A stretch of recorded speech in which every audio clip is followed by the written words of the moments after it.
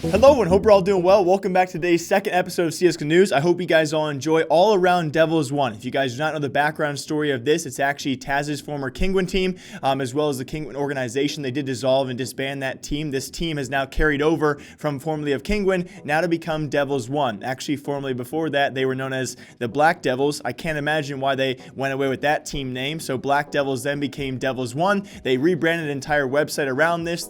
Of course, their morals, their code to live by as well. And within 2 months, it was actually back in mid-February, they made this and rebranded the CSGO team into Devils.One. They are now dissolved and apparently leaving the team altogether. Will they stick together now going forward is the ultimate big question. Thanks to Carmack, who posted a Facebook post last night. I'll break it down for all of you guys because there are a few questions. I'll wait for TaZ's article on full details, as you guys should as well. But I think we know the gist of the situation going forward, and I'll make some assumptions as to the future of this lineup because they do have a lot of potential. Let me get that clear out of the way right now. This former Kingwin team has an ESL Pro League spot. They pretty much could have qualified for ESL Pro League finals if they had not had a hiccup against Heroic in a game 3, best of 3. That game 3 went to overtime as well. They could have an ESL Pro League finals spot on the lock. This team has a lot of potential. They are arguably one of the best Polish teams as well, and I'm just really worried if this team does not stick together that other teams will simply come in and snatch them up, and I think you guys know what teams I am talking about. So according to Carmack in his Facebook post, the team is dissolved as they disagree with the contractual terms set by the organization in Devils.One.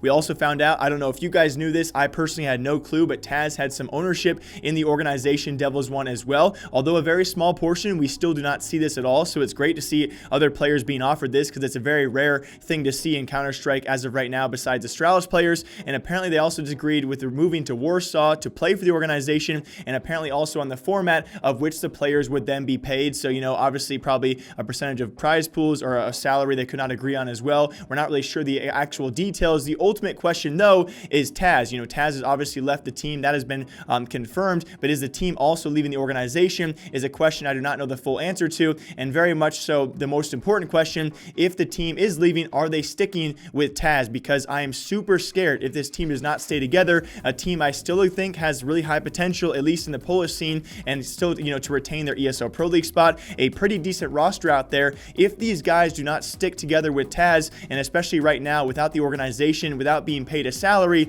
it is very, very likely other Polish teams will swoop in and pick these guys apart, or at least take 1 or 2 of these players away, that being AGO. I'm not really sure AGO needs anyone right now, but especially you got to keep your eyes out for the former dad of the Polish scene, that being Virtus.Pro. It would not surprise me one bit with rumors of Bialy leaving the Virtus.Pro roster if this TaZ and organization did not stick together as a complete 5-man team, that someone would be picked away by Virtus.Pro. So those are the only really questions. On top of that, you know, some questions drawn if TaZ knew about the relocation because he was a partial owner of the organization Devils.One. So you would think as a partial owner, they would have told him the agreements to be made ahead of time, right? Like, hey, we're going to move the team to Warsaw and we're going to be paid on this standard. You would think he would have known about this. And besides, if he did not know, you would not think TaZ is the type of person to drag these things out if he was going to disagree later on. So that's another question out there in the air we don't know the full details on. I'm going to assume that TaZ had no idea. Maybe some new agreements were made all of a sudden, kind of thrown onto the team like, hey, we're moving to Warsaw. Here's how you're going to be paid. And they were different from what they originally agreed upon. And that's maybe why TaZ did agree to leave. And so now we hope, I really do hope personally, TaZ has left. The team will follow. That does mean within 2.5 months, this Devils.One rebrand / organization has now fallen apart. And where these guys will go, how long can they play without a salary? How long can they play without Devils.One or an actual backing financially? That is the ultimate question before other teams swoop in and steal these players away. Ultimately, it's a pretty failed rebrand, but it does add on to the long list out there of teams who have now entirely left CSGO or had disbanded rosters. I'm actually making that list for a new video out there coming out sometime soon of all the teams who have entirely left CSGO. It's going to be a very fun video. This, though, is not a very fun situation. So ultimately, what do you guys think about this? Do you think the entire team is leaving the Devils.One organization? I would think they're going to, hopefully, and actually stick together. And if so, who will sign these 5 players going forward? Remember, they have a Pro League spot going forward. They are a pretty decent Polish team, and I would say an overall top 25 team in the world as well.